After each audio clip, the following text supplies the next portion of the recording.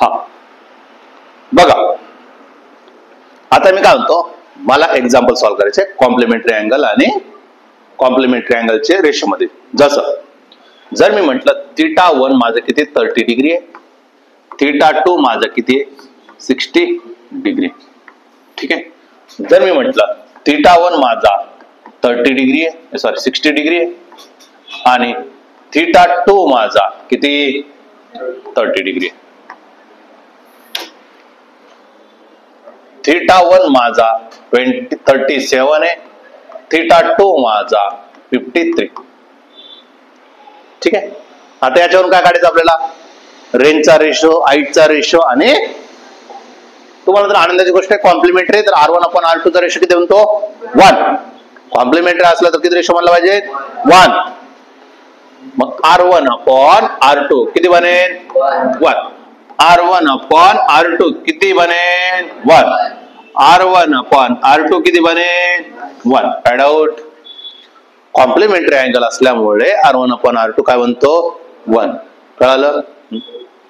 चल नेक्स्ट काय, नेक्स्ट असं म्हटलं काय T1/T2 काढायचं. काय लिहू मग tan θ. tan θ म्हटलं तर tan किती कोणता घेऊ 30 घेऊ 60 घेऊ 30 घ्यावं लागेल. tan 30 म्हटलं तर किती बनेल T1/T2 1/√3. 1/√3 हा R1/R2 आणि हा T1/T2. सिमिलरली काय रे H1/H2 म्हणजे किती रे tan स्क्वेअर θ म्हणजेच किती रे tan square 30. tan square 30. tan square 30 म्हणजे किती रे 1/√3. त्याचा काय करायचा ब्रॅकेट स्क्वेअर करायचा आहे म्हणजे किती झालं 1/3. हे काय भेटलं मला H1/H2. काय डाऊट, समजलंय. कॉम्प्लिमेंटरी असेल तर डायरेक्ट करू शकतो, कॉम्प्लिमेंटरी नसेल तर ते वेगळ्या पद्धतीने जाणार आहे. चल आता R1/R2 तर सेम राहणार आहे 1 राहणार आहे. दुसरं काय म्हटलं मी T1/T2. आता काय म्हणणार tan θ कोणता घेऊ रे tan 60 घ्यायचा आहे. tan 60 म्हणजे किती T1/T2. tan 60 किती बनेल √3. काय डाऊट, समजलं. सिमिलरली काय म्हटलं मी H1/H2 त्यासाठी काय होईल tan स्क्वेअर θ बरोबर किती tan स्क्वेअर किती 60. मग किती होऊन जाईल H1/H2 किती होऊन जाईल tan स्क्वेअर 60 म्हणजे किती √3. त्याचा काय करायचा आहे स्क्वेअर म्हणजे किती बनला माझा 3. H1/H2 किती बनला 3. काय अवघड, समजलंय. इथं पण तेच T1/T2 घेतला तर काय झाला tan θ काय घेऊ tan 37. tan 37 म्हणजे किती होणार आहे 3/4. रिलेशन लक्षात ठेवावं लागतं, ते फेमस पायथागोरियन ट्रायंगलचे रिलेशन आलेच पाहिजे तुम्ही डोक्यात. नेक्स्ट काय H1/H2 म्हणजेच किती tan स्क्वेअर θ म्हणजे किती tan स्क्वेअर किती 37 म्हणजे किती tan स्क्वेअर 37 म्हणजे किती काय करायचं आपल्याला 3/4 चा काय करायचा आहे स्क्वेअर करायचा आहे म्हणजे किती 9/16. कोणता θ यूज करायचा कळालं, कोणता यूज करतो, कोणता यूज करतो जो पहिला दिला असेल तो, ठीक आहे. बघ नेक्स्ट मी असं म्हटलं θ1 बरोबर मी काय म्हटलं θ1 बरोबर किती म्हटलं असतं θ1 ची व्हॅल्यू मी जर म्हटलं असतं 53 आणि θ2 ची व्हॅल्यू मी किती म्हटलं असतं 37. हा एक आहे. दुसरा 45 प्लस θ1 आणि θ2 जो आहे तो आहे तुमचा 45 मायनस θ. कळलं का 45 मायनस θ. चला पटकन कॉम्प्लिमेंटरी आहे 53 आणि 37 90 होणार आहे म्हणून काय म्हटलं मी R1/R2 काय बनेल 1. T1/T2 काय बनेल tan θ. θ काय 53 म्हटलं तर काय 4/3. हे काय भेटलं मला T1/T2 नाही कळालं.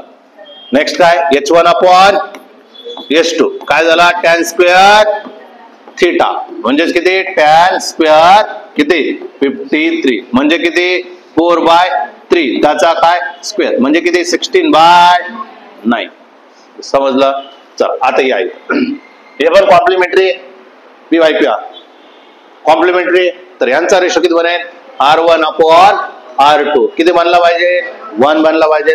त्याच्यानंतर T1/T2 काय बनलं पाहिजे tan थीटा म्हणजे किती रे tan किती 45 प्लस थीटा. काय डाऊट राहू द्या पुढचं सॉल्युशन करता येत नाही मग तुम्ही tan A प्लस B चा यूज करू शकता त्याचा काय फायदा होणार नाही थीटाची व्हॅल्यू माहित नाही म्हणून आपण जसं तसं ठेवलं. कळालं का.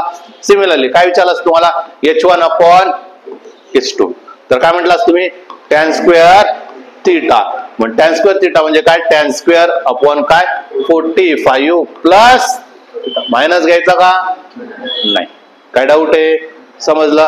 हे झालं आपलं बेसिक कन्सेप्ट. आता याच्यावरूनच मी काय म्हणणार थिओरिटिकल क्वेश्चन आणि थिओरिटिकल क्वेश्चन म्हणून आपल्याला समजून घेतले. कळालं काय बघा. If first ball is projected with 37 degree having 30 meter per second and another ball is projected with 53 degree having a same speed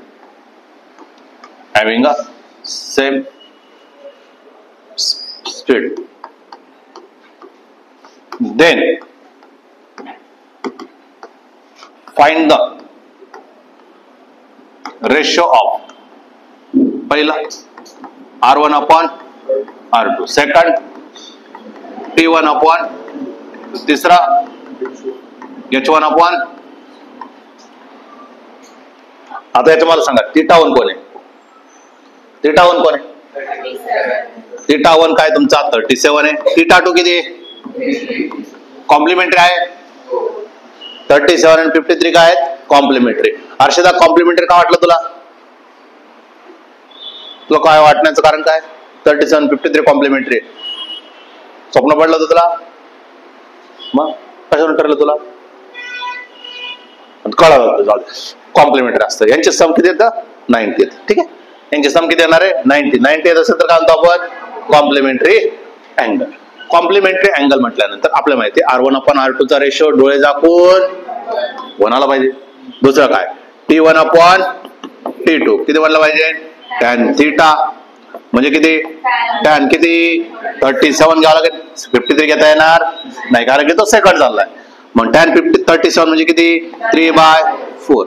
next काय म्हटलं मी H1/H2 कसं काढायचं आहे tan स्क्वेअर थीटा म्हणजे किती tan स्क्वेअर काय 37 म्हणजे किती 3/4 चा स्क्वेअर म्हणजे किती 9/16. अवघड क्वेश्चन होता. कळालं का लॉजिक क्लिअर आहे काय डाऊट आहे. आता याच्यामध्ये अजून एक क्वेश्चन नक्की कळालं का कशावर ठरलं तर तुम्हाला की कॉम्प्लिमेंटरी आहे का अँगल बघायचा त्यांचे सम किती आले पाहिजे 90 आले पाहिजे. ठीक आहे नेक्स्ट बघा. आता क्वेश्चन काय व्यवस्थित बघायचा PYQ चे. If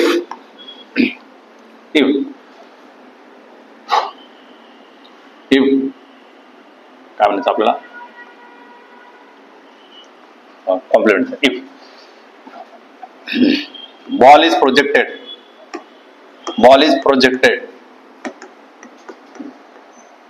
with 30 degree with horizontal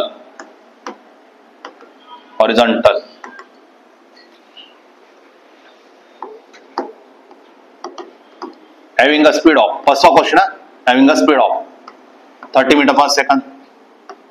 It covers 96 meter. If another ball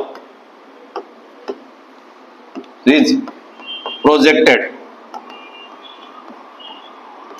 with 60 degree 60 degree. With 60 degree.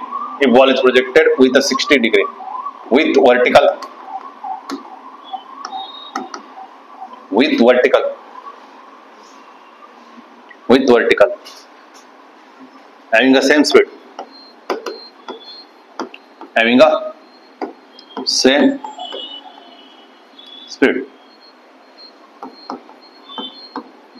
Then it covers a distance of. काय क्वेश्चन मध्ये काय म्हणतात ते म्हणतात एक बॉल घेतला 30 डिग्रीने फेकला किती अँगल बनला 30 डिग्री कोणासोबत हॉरिझॉन्टल सोबत नंतर दुसरा बॉल घेतला 60 डिग्रीने फेकला पण अँगल कोणासोबत बनवला वर्टिकल सोबत किती बनलाय 60 डिग्री बनतोय तर जेव्हा मी 30 ने फेकला तर 96 मीटर कव्हर केलं तर 60 ने फेकलं तर किती डिस्टन्स कव्हर कसं करता येईल h1 बाय ना तुम्हाला हाईट थोडी विचारलं तुम्हाला काय विचारलं range horizontal distance r1 bye r2 हा किती येईल मग 1 r1 बाय r2 1 येईल का बरं कॉम्प्लिमेंटरी अँगल कळाला नक्की कारण कॉम्प्लिमेंटरी अँगल कशावरून कळालं त्यांनी असं दिलं होतं इथून प्रोजेक्ट केलं तर इथून अँगल दिला 30 डिग्री आणि इथून जेव्हा मेजर केलं त्यांनी तर मेजर केला 60 डिग्री आणि 30-60 म्हणजे सम किती आहे 90 म्हणजे 100% आपल्याला कळालं it's a complementary angle it's a complementary angle जर कॉम्प्लिमेंटरी जर अँगल असेल तर आपल्याला माहितीये R1 अपॉन R2 यांचा रेशो किती आला पाहिजे 1 मी जर असं म्हटलं तर मग R2 अपॉन R1 यांचा रेशो किती आला पाहिजे कोणच पण विचारलं का तुम्हाला R2 इज काय R1 आणि R1 किती आहे 96 मग याच किती आला 96 मीटर कळालं किती आला 96 काय डाऊट आहे समजला 5वा क्वेश्चन का होता तिथून त्यांनी फक्त फिरवायचं होतं की त्यांना वर्टिकल आणि हॉरिझॉन्टल मध्ये तुम्हाला कळवायचं होतं की ते काय कॉम्प्लिमेंटरी आहे फक्त त्यांना दाखवायचं होतं कळालं का असं अजून सेम क्वेश्चन आता व्यवस्थित बघा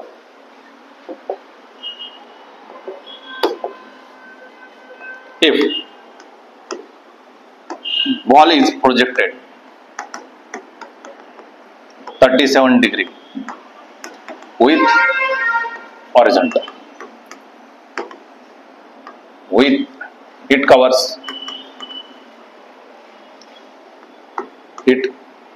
covers a distance of 96 meter another ball is projected which makes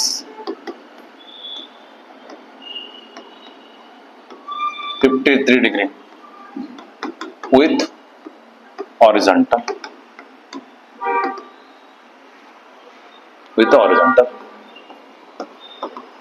having a same speed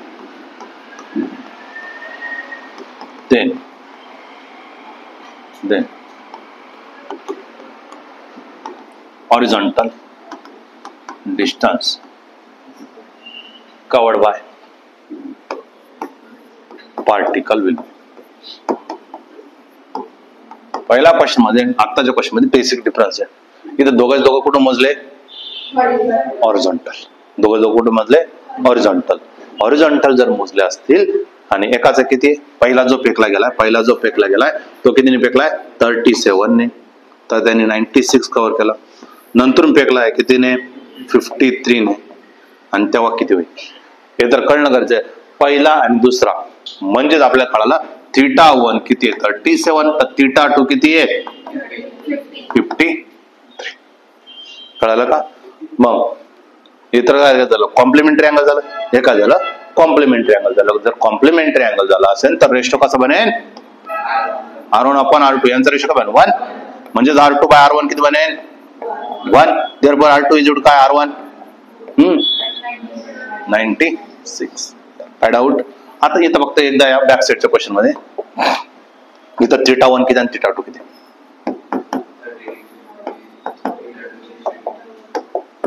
theta 1 किती आहे? 5वा क्वेश्चन आहे त्याच्यामुळे विचारला, परत रिटर्न येऊन. थिटा 1 किती आहे आणि थिटा 2 किती आहे? कर दे छोटी बात. 30. अरे पहिल्यांदा त्यांनी 30 ने फेकलंय, नंतरून कितीने फेकलंय? इथून 60 ने फेकलंय. याला जर मी असं केलं किती होईल? थिटा 1 आणि थिटा 2 काय होता? सेमच होता. थिटा 1 आणि थिटा 2 काय होता? सेमच होता. लॉजिक कळालं? थिटा 1 आणि थिटा 2 त्या केसने सुद्धा म्हणू शकत होता ना तुम्ही. फक्त शब्द वापरताना काय वापरला त्यांनी? 60 डिग्री वापरला होता, वर्टिकल शब्द वापरला होता.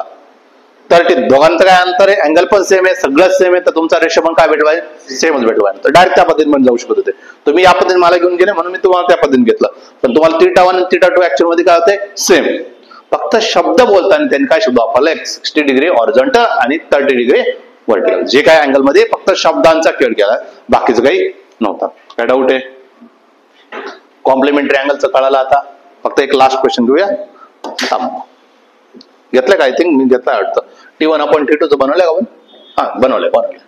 हे लॉजिक कळालं? काय डाऊट आहे? समजलंय काय क्वेश्चन बनणार आहेत?